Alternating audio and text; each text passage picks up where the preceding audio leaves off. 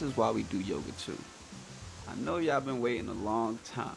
You gotta pardon me. I've had some technical difficulties. But in this episode, we're gonna be traveling all around different countries just to find out why people do yoga.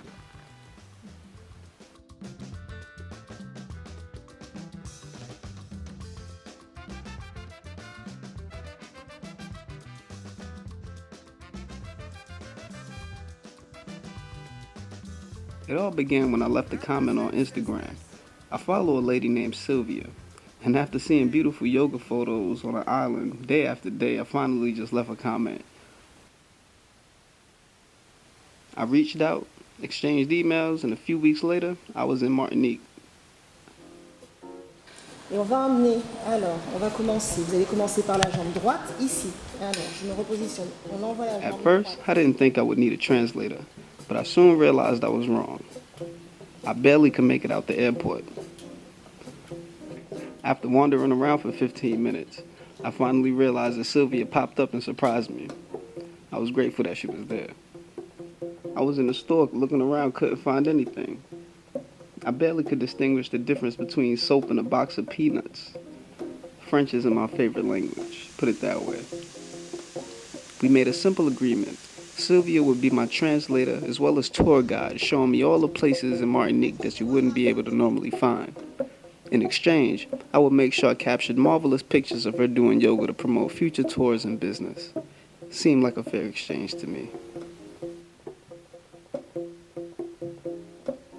Before we went to the north side of the island, Sylvia had a meeting. I burned some time by wandering around and looking at the art inside the museum.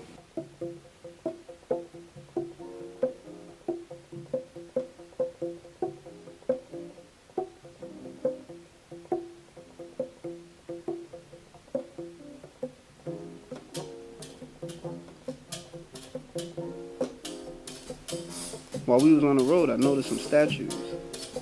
We stopped by a slave shipwreck memorial.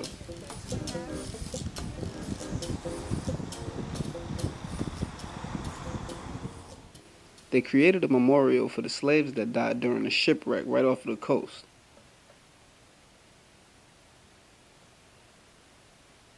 Some of the people that lived in the village at the time could hear the screams and yelling, so they ran down to try to help. They say the ship gave out a signal, but the captain either ignored it or didn't see it.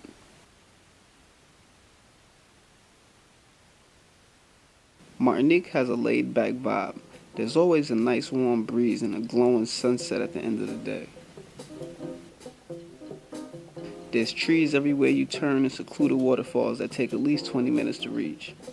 I even tried to catch a crab or two, but they always manage to escape.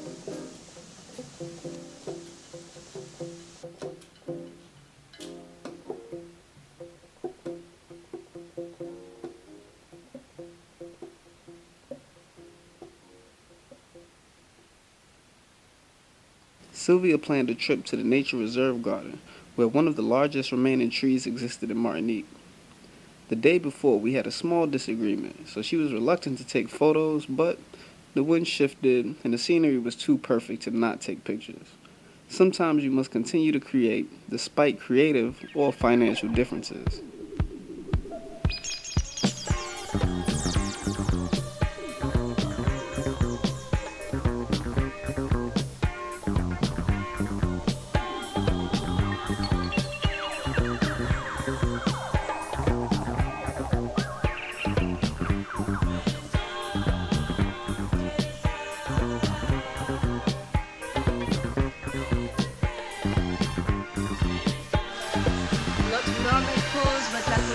Kind of pigeon, but not a pigeon like that. And it's all the same to me.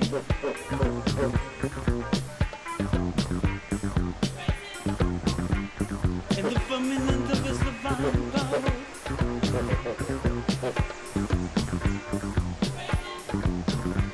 For his mighty arm.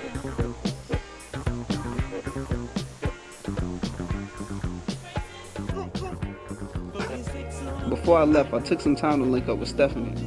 She ran a lifestyle brand called the Martinician Way of Life. I really liked their vibe and I wanted to link up.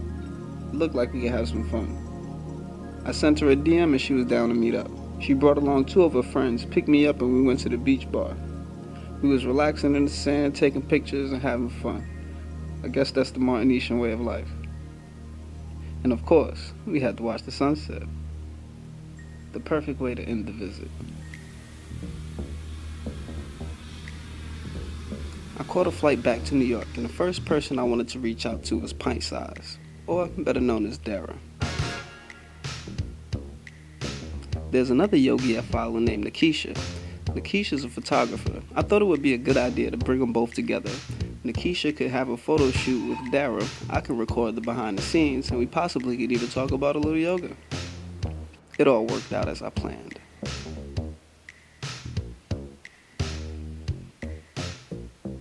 Nakisha was taking photos of Dara. I was behind the scenes recording footage, and we even got a chance to talk about a little bit of yoga.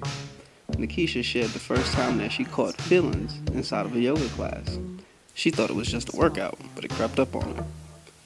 Sometimes it gets you like that. Like, oh wow, this is like actually like even one of my classes, I forget her name, but she like really touched me, and then what she was saying like really kind of resonated with me a little bit.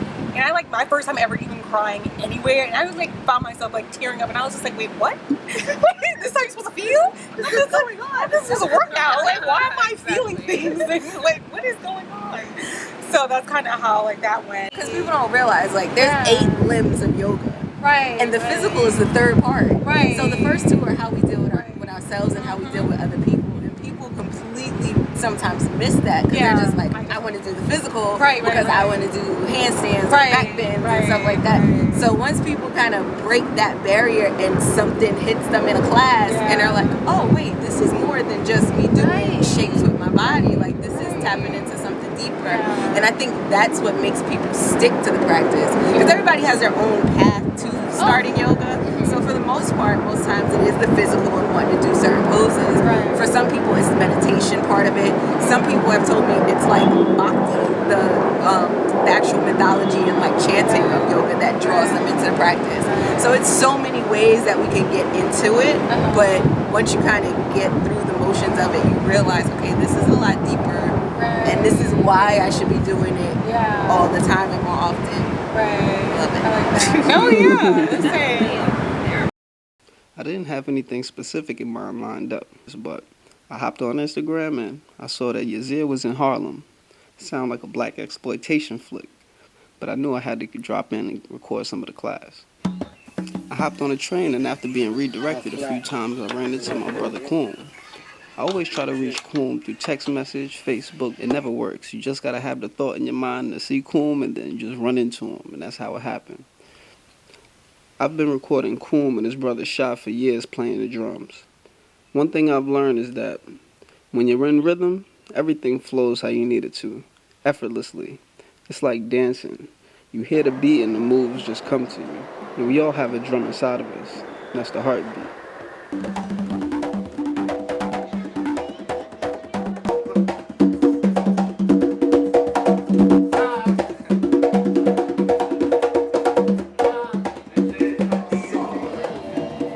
Aligning the spine. Your spine is synonymous with the now, with the high P river. Inhalation turns your body to the front, and then I rode the train all the way down to Harlem with Coom so I can catch a little bit of Yazir's class. now close your right, open up your left. I want you to breathe in to your left slowly. I was pressed for time, so I couldn't stay too long. It was good to get to see a few familiar faces that I've never met in person.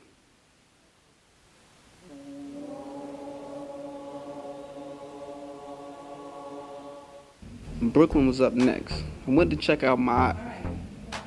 She has more of a sensual approach to yoga. Her sessions are filled with energy and intimate moments that relate to womb wellness.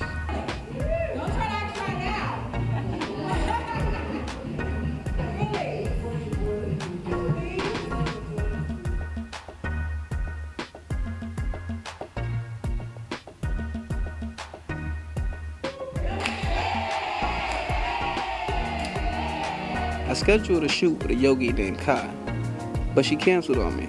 And me being me, I had to be nosy. So I asked her why she canceled on me.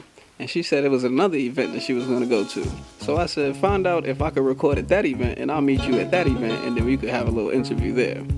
So she asked, and it was cool. So here I was in Brooklyn at an event that I didn't even plan on going to, but I'm trying to chase a yogi. And when I got there, she wasn't even there. But either way, it was a chill atmosphere. It was a small group of ladies awaiting henna tattoos and a photo shoot from Rain Global, or Shay.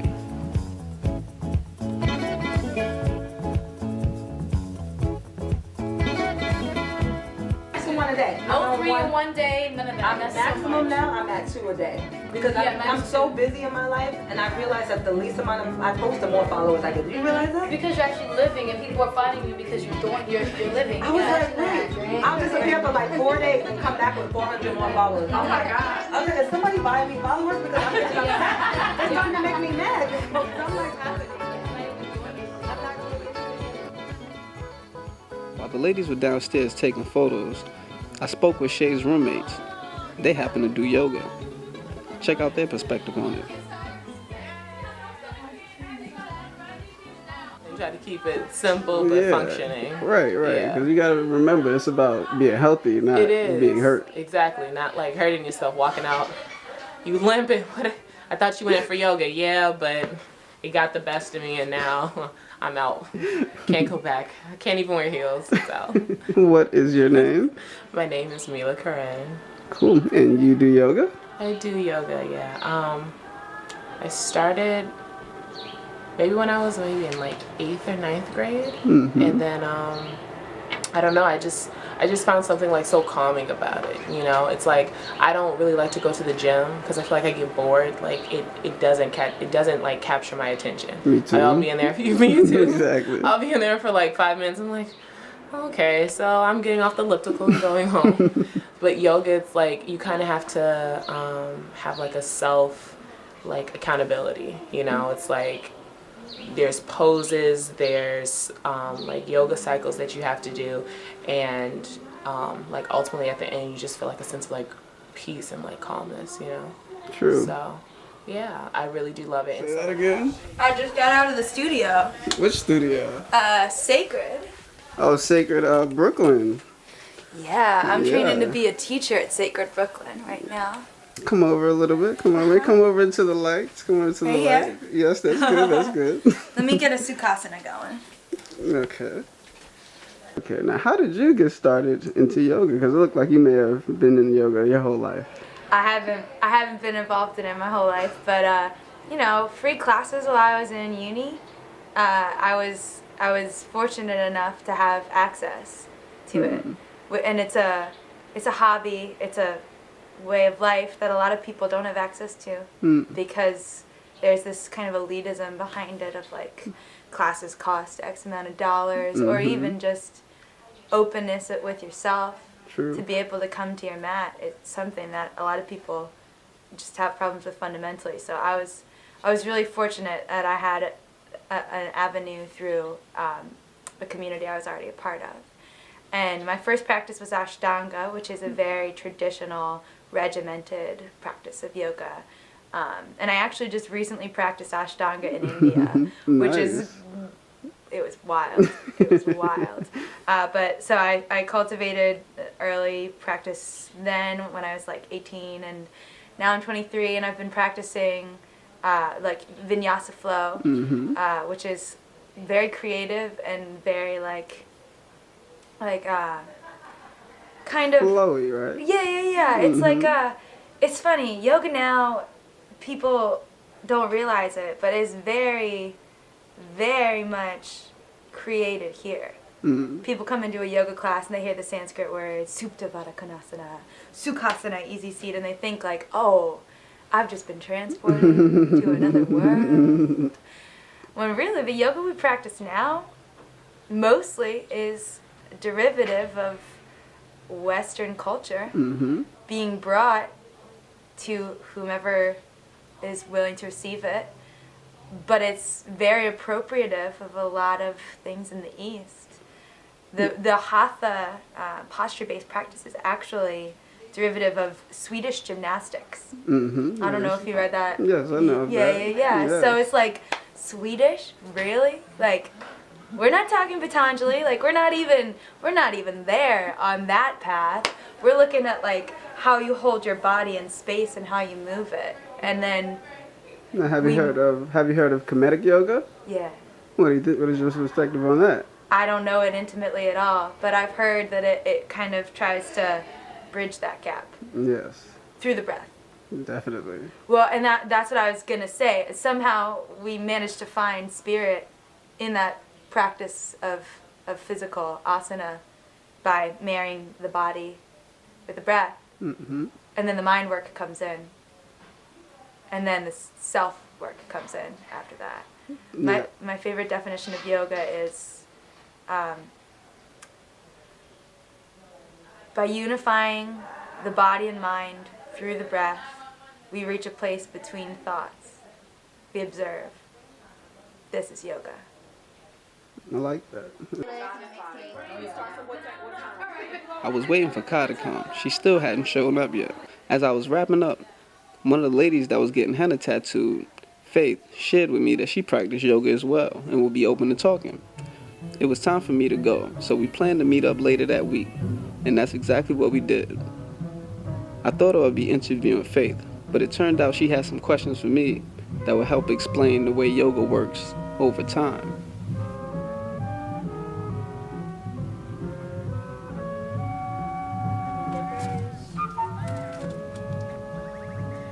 Frank Sinatra, Michael. I'd die for Michael. Like, for this album, yeah.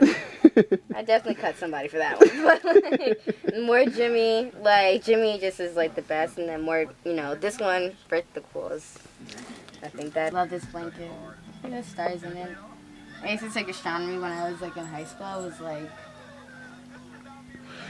total nerd. Total nerd. Alright, now what did you say? Tell me something in your life that either affected you like negatively or positively. You know?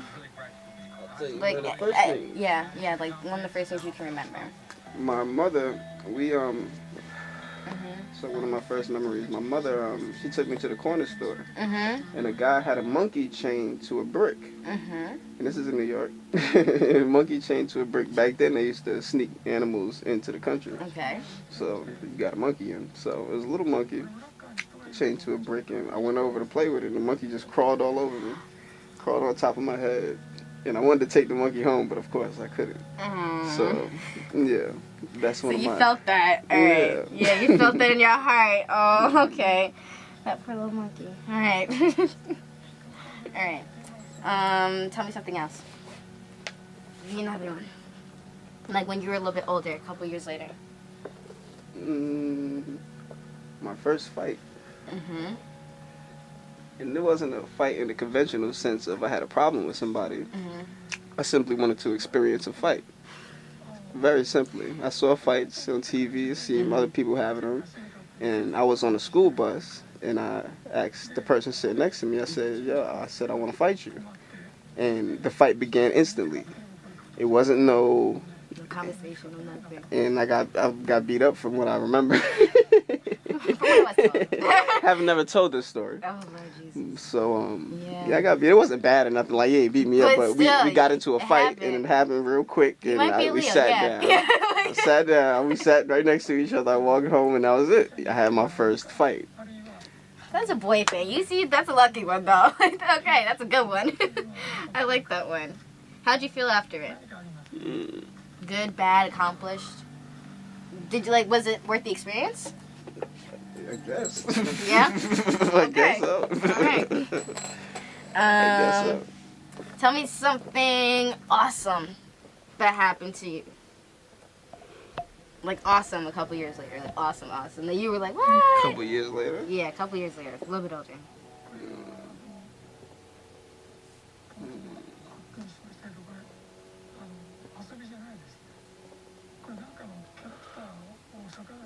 From reading psychology books, I know it's a lot easier to think of negativity. It is. No, it's more easy for critical people to think of negativity. If you're critical of yourself. Okay, so you said something positive. Right, something positive. Don't be critical. Right, exactly. That came from your soul. Like, all right. Couple years later. Still thinking. Right?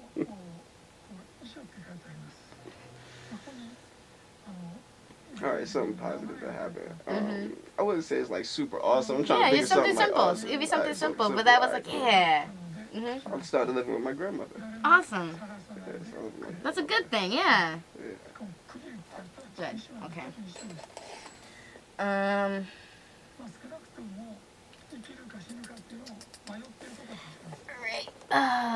Have you ever been like left in the park as a kid? Or like left like, you know, like 2 minutes in the grocery store where you couldn't find mom or grandma? Oh, yeah. And it's been like, oh my god. Like in that panic mode? God, but yeah, but like... No, I wasn't panic mode, but they definitely, I left in the parade.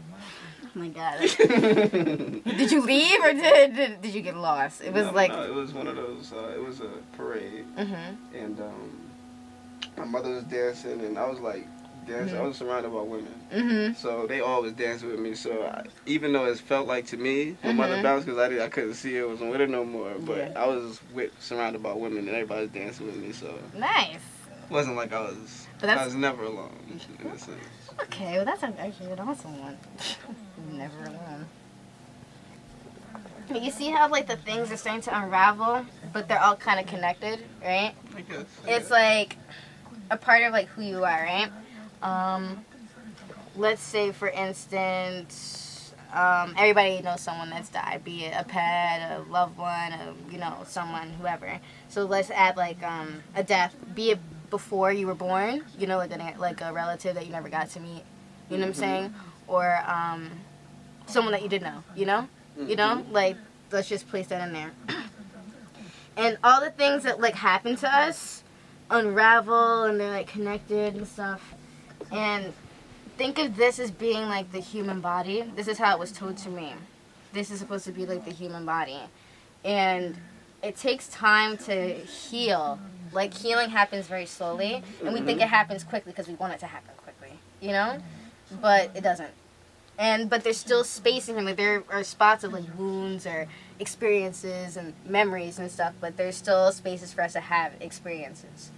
So, like, we try and fill them with good things, but sometimes we get filled with negative things and expectations that people have of us or we have of ourselves. And, we get so frustrated and we're just like, oh, my God, and then nothing. And then you just are nuts, So the point of yoga, or just, I guess, like, self-help, I think she was saying, or to be introspective, is to slowly, with time, like, drag out the corners. And it just, like, that's what she was saying with yoga. When you reach out, you're reaching in, kind of, And that's why, like, in, like, the heart opener poses, like, we feel so exposed and vulnerable because we're loosening up things, like, bringing up experiences, like, be it, like, a good thing that you're like, oh, like, even though I was...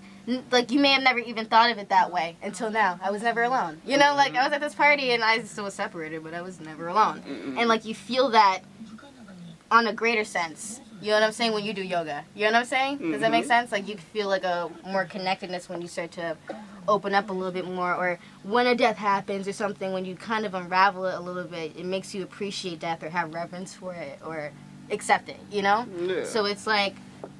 She explained it to me that way, and, like, it's about healing, and it doesn't happen quickly, and it doesn't happen the way you think it does, and still, when you're healing, things are going to pop up, But you're going to realize that a lot of things that we deal with either aren't ours, you know what I'm saying? Like, it's baggage or expectations that other people have, And it's things that can be dealt with, but it happens with time.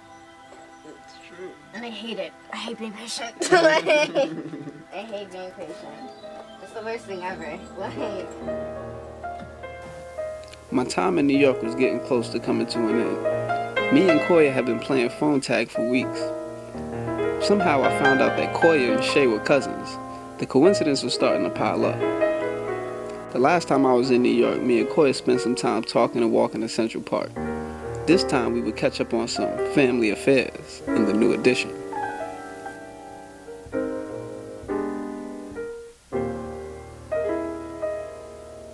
you know, really good to strengthen those muscles, supporting my pelvic, because there's been a lot of discomfort there. Baby riding low, so squatting helps. No, was there anything that you found difficulty with before that became easier now? No. I don't think so. I don't think so. Because, no, everything, I would say, has been more challenging. I mean, I'm so used to, I'm just light on my feet, like, so everything takes a little bit more effort, a little deeper breath. But it's okay. I have resistance bands that I'd like to use sometimes, but primarily at this stage, it's yoga. In the early beginnings, I was still going, probably up until 6 months. I was using weights,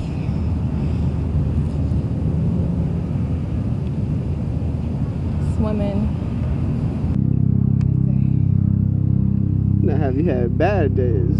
Oh my goodness, are you kidding me? Of course. It sounds like everything is flowing for you really good. No. Oh my gosh. The most challenging part of pregnancy for me was in those those first couple months. It was an emotional roller coaster ride. Like, those were the challenging days. Just everything was new. It was just a lot going on between my partner and I, just not being on the same page, and just a lot of shifting and moving pieces and parts, which didn't make pregnancy easy, you know, especially at that time. It's new, it's fresh, your body's changing, you're like trying to wrap your head around being pregnant, like, what? So those were hard days, and I've still, since then, I've had, you know, some challenging days, but once getting past that part, like, that emotional part, that stressful part, like, things got so much easier, because it was like, okay, I'm in this, we're in this, and I really need to be, like, conscious of my energy, and I cannot stress the way that I was stressing that first month and a half or so. Absolutely not. Like, this baby feels all of that. Like, seriously. So, you know, once I got past that part, things shifted like 180, and things were just easier, you know. There are days when there are better days than others, rather. Some good days and some not so good days. Now, as far as the future goes, do you plan on teaching your child yoga or implementing some type of fitness? He's gonna come out. Exactly right. Namaste, mama. Of course, I already like envision my little one on my mat with me, and I definitely anticipate just plopping him right in the mix of my practice.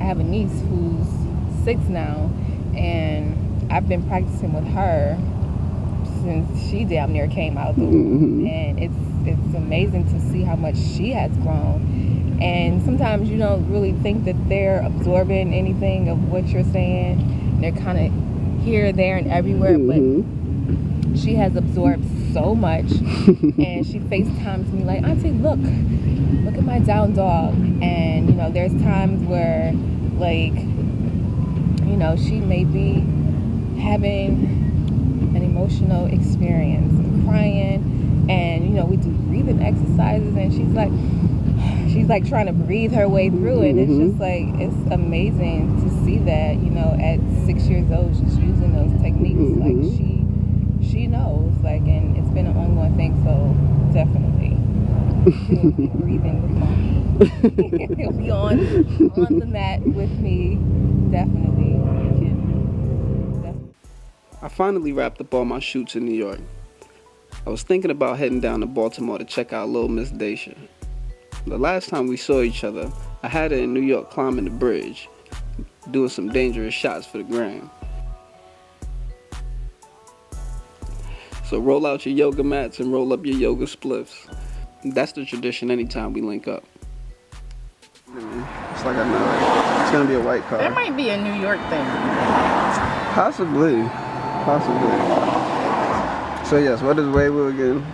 So it is a principle from the Tao Te Ching, which is like the conscious action of non-action. Like nature doesn't like the trees, they don't worry about how they're gonna grow for spring or sprout for spring. So like you shouldn't have to worry about the things that you already want. Like if you're in alignment with what you want, then you're automatically going to get to that point without having to like try so hard. Like it's like you don't have to try so hard, just be. So that's what that means. I wrote it on my mirror in my bathroom. I look at it every day. I just remember that like when I feel stressed or overwhelmed or something like that, it's not necessary, just be. And I'll get to where I need to be because that's the flow of the universe. And where do you need to be? Where do I need to be? I need to be out of this country, I feel. And I'm working towards that with I would like to do my yoga teacher training in Bali, actually. So, through yoga, I'm just learning more to just flow and to, I don't know, it just comes. It's just natural, I guess. I just need to be in another space. Exactly. In another space. But the space that I'm in now is not bad. So that's another part of it. Like you have to appreciate where you are to get to where you're going. So that's why, you know, people like to stress. I mean, people, they don't like to stress, but they stress because they don't like where they are right now. Like they're always trying to get to the next point. And you don't have to do all of that. True. Very true, very true. Cleveland was next on the list. I wanted to learn more about trap yoga, and Lauren was one of the first people I saw pushing the movement. My name is Lauren, and we are at Nelson Kennedy Ledges State Park, Northeast Ohio. Cool. And why are you doing yoga here? Because you wanted to see the ledges. The ledges are pretty cool. Yes, yes. Now, what about the ledges reminds you of yourself? The ledges in myself. Dark places. But it's fun. Now, how can yoga help you out of dark places, since we're in one? Helps you stay balanced in a dark place. Because sometimes you can't get out of a dark place yet. So you gotta keep your sanity. Would you say it's like the sunken place? Sometimes. Sometimes being in Northeast Ohio is a sunken place. Why would you say that? Huh? Why would you say that? Because it's hard for minority folks out here, for colored folks. In general, or the yoga community? Both. So. And what are you doing to change that, if anything? That's what I'm trying to do to change. I'm trying to create space and make sure that they have access and don't feel like they need to be in a sunken place to practice yoga. Okay. Tell me more about trap yoga. Trap yoga. Yes. Alright, so I was sitting in Because you're not trapping them in the sunken place. You want to get them out. No, we got out the sunken place. No, trap yoga started, I was working with a friend. He was giving us a space to practice. And we were like, how do we get black people to try yoga? Like, we got to make it fun. We just got to speak to them. So we were in the car and we're like, you know, we should just call it trap yoga. He's like, yo, bet, let's do that. And so I called my friend up and I was like, I need an acronym though to go along with trap yoga because I don't want it to just be like trap music and people moving, but I want it to have a purpose beyond yoga. So what does trap stand for? Transcend reality, acquire peace. So taking where we are, we might be in a sunken place and have to get out, but not necessarily trying to find like perfection right then, just where you are, just being able to move and breathe and set your intentions and find your space. So. And how has trap yoga done for you in the sense of opening the space for others? Oh, Or what it's have you really, learned? I've learned that it takes time. And it takes patience, but keep doing it. People are watching whether you you see them or not, and whether you know it or not. Like, people are talking about doing yoga, even if it's just one extra person or if it's just one extra group. So, and I can see that in little spots. Like, people see me and be like, oh, you do that trap yoga stuff. So it's like, they don't know me, but It's rubbing off little by little. little by little. So. That's good. I had plans a few months prior to go out the country again. Before I left, I wanted to go to Houston. My photographer, yogi partner, Maati, was still busy at work, capturing yogis and being the strong mother figure her children need.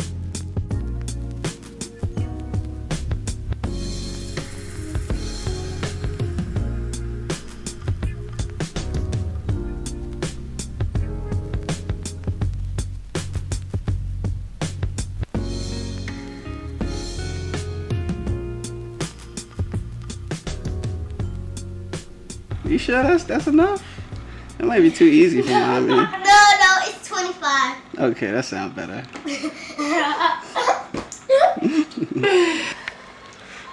35. Almost here. You gotta be a real good motivational coach, Kitty. That's probably what you should do. You're a real good motivational coach, Kitty. Bring your hips down a little bit. There you go. Going up. Then switch. On the 2 step. Get down. Girls Get down and do this. Get down, girl. Get down. Going up. Ready to fly, Kitty? This? You gotta straighten your legs, Kitty. I was scheduled to capture a woman of color yoga retreat, but they canceled on me, and I was left with a flight to Costa Rica for a few weeks. I began looking for yogis to speak with so I wouldn't waste the time. I noticed there was a yoga instructor incorporating horses into their practice. I sent an email to Corrine and had my first interview set up.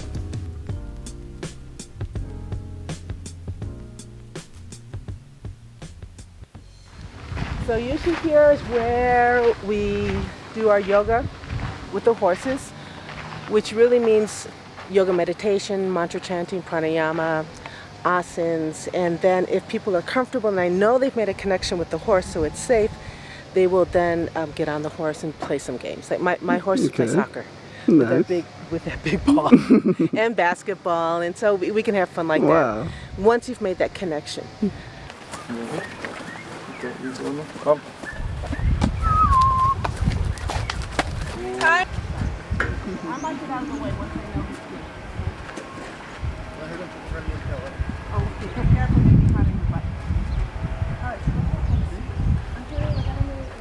Come from here to here. So here we have the heart chakra, Manipura, Svadhisthana, Muladhara. And where do we always want, we touch our horse's chakras. We may not know it, but everybody does that. We really, really. It's great how you can see that interaction, no words, no words at all, but you can see it very apparently once you watch. Yep. And when you start thinking in terms of 8 limbs of yoga, yamas, niyamas, you start thinking about the 5 koshas of the body, right?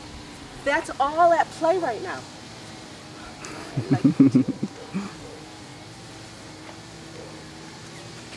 I'm not sure if Half Pint wants to walk. No? So every horse person needs to find out where's that point of connection. When I'm playing with my horse, it could be an umbrella, it could be a song, it could be the way your breath patterns work to find out that key to that horse, because they're all different. Once you have that, it's organic and it's forever. To get a horse to accept you, I really believe in breathing and mantra chanting. It just calms the horse down. And if it takes 6 months to 1 year of working on the ground with your horse before you even get on, it's worth it. Yeah. It's worth it. There's less psychological trauma and physical trauma to both of you. That's true. I mean, the black horse had never been ridden either. The paint, I think had been ridden a little bit, but didn't know anything. So we use this method of holistic yoga to connect and then start training with the horse to make them social, with other people and to use as therapy. You on half pint, just so you can start feeling the rhythm of the horse. But we will have him on a long line, so Antonio will be having also control of the horse, and you'll have the reins. Hey, no. The experience was one of a kind. The horse is so big that you can just lay back and feel as if you're on a flat surface. The rhythmic breathing that yoga provides really helps you make a connection with the horse. With your intention, keep thinking about connection. And his heartbeat is so strong and pulsating between your legs. It's like you really realize the power and the potential of a horse if you didn't know before. I don't be on horses every day, so I didn't know.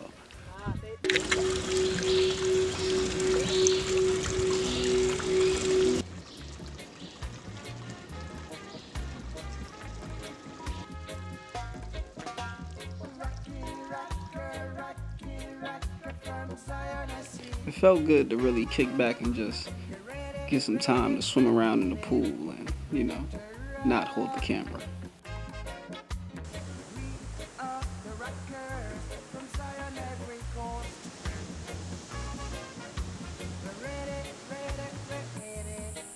Everyone that I was running into recommended that I go to Limon. That's where the black people was at. That's what everybody would say. Even a lady on the plane that I was sitting next to recommended that I go there for that reason. And it wasn't nothing negative either. It was just like, yo, you would like it there. San Juan was too rainy. I was headed to Puerto Viejo. Corrine also had a friend I could speak with that practiced and incorporated equine therapy in her yoga practice. So I had my second interview lined up as soon as I got there. She invited me out to her property and we spoke about how she came to love horsemanship and yoga. This type of this? Let me see. I'll taste it. Oh, yes, I know. Yes, I'll take some with me. It was just the more I was hanging out with my horses, going to the beach, swimming with them, just playing around, not really doing anything in particular, just hanging out and just being with them. I was seeing how yoga, working with the breath and when we're riding and when we're with the horse, how it just made sense that it come together. So I started getting really interested in that. And I Googled, and at that time I found really almost nothing on internet of anyone who was doing it. I did find one woman, she had a book, but it was really more about core yoga exercises to strengthen the body for competitive riding. Okay, yeah. And I wanted it from a more spiritual side. Right. I'm an energy healer as well and medicinal plant, so I work a lot with that. And I wanted, for me, the horses is an amazing spirit. And I wanted to work that side. I want that connection with the horse. And yoga brought that connection together. And so... Now, do the horses have, or do you have anything that you do with the horses that calms them down before introducing them with the people? I'm going to show you that. Exactly. Okay, cool. That we're going to do with the horses. First, we prepare ourselves in the morning, getting ourselves into that zone. Mm-hmm. And then we go to the horses and we create the same thing with them.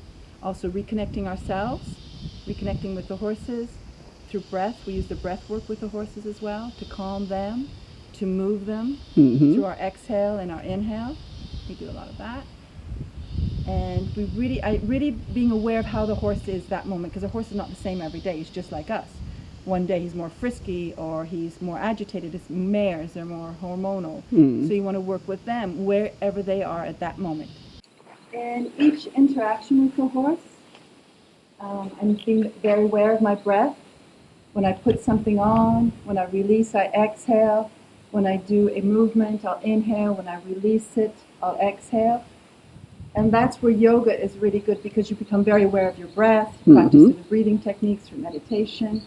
When you're doing the asanas, you're aware of your breath and how you're using it. And that with the horses, even if it's just being in their presence, they're very aware of that. So how you use your breath also affects them. When you're riding, it's going to affect them too. So it's really important just becomes automatic. You know exactly what your breath is. If it's getting stuck because you're a bit nervous, you remind yourself, let's ground myself again. And you just like yoga practice, it's a practice. Horses they're the masters of living in the moment. They live in the moment all the time. And that's what we can learn from them. If we just give them the chance, they have so much to teach us. They teach us to live in the moment. They teach us to be our authentic selves. They teach us to let go. They teach us to be non-judgmental. to not hold grudges, no revenge. They help us heal ourselves. In many ways. In many ways. Yeah. You too. Here's my little pony. Lucifer, son of the morning, I'm gonna chase you out of earth. Before I left Kuwaita, a lady on the beach told me I should check out the Walaba parade. I asked her what that was, and she said it was a parade they have every year. It celebrates the cultural heritage of our African ancestors. They even celebrated Marcus Garvey for the Universal Negro Improvement Association. It was created with the goal of economically empowering Africans, and the Black Star Line had an office in Limon. All things that I learned by going to the parade.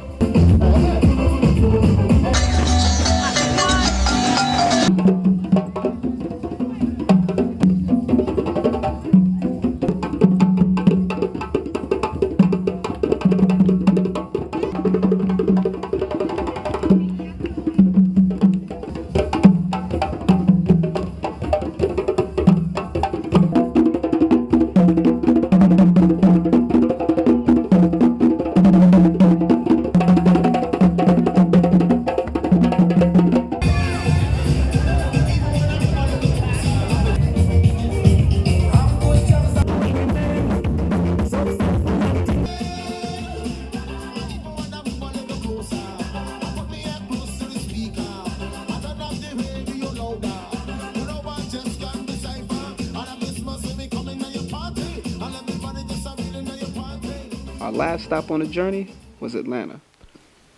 Daisha happened to be visiting and told me that she would be at a yoga brunch. I agreed to meet up and capture some of the vibes in Atlanta. It's always good to see how people come together, especially yogis. Right now, we really want our breath to be centered. Those of you that are doing the deep breathing, and those of you that are monitoring, follow along, just don't close your eyes. The rest of you can close your eyes. Those of you that are laying down, go ahead and close your eyes and continue to breathe. On your next exhale, have a loud open mouth, sighing exhale.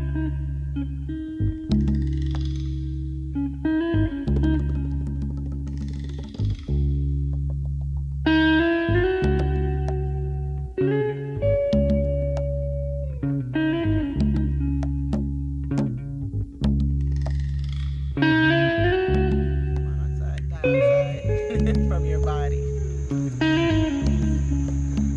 Stale air, negative energy, shit we gotta let go of. It was great seeing people from the internet in real life, laughing and finding peace.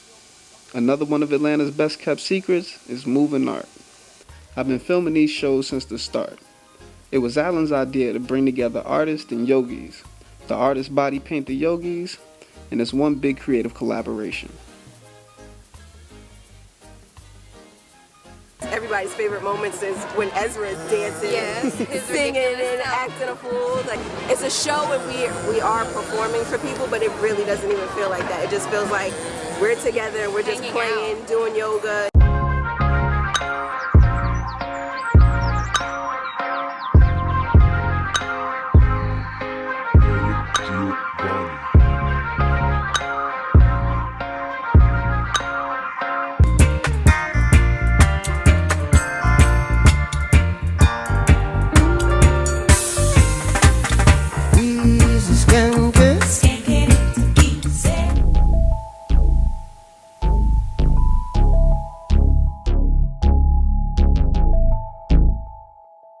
It's one night of dancing and celebration, all while doing yoga.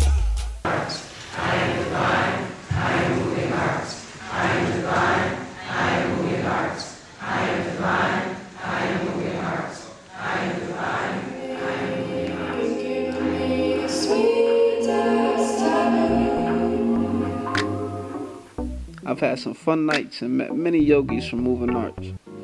One person in particular will be Renee Watkins. Every year on my birthday I have a random photo or video shoot. Whoever happens to be available is who I shoot with. And this year it was Renee. She drove all the way from Tennessee to do a shoot I sketched up.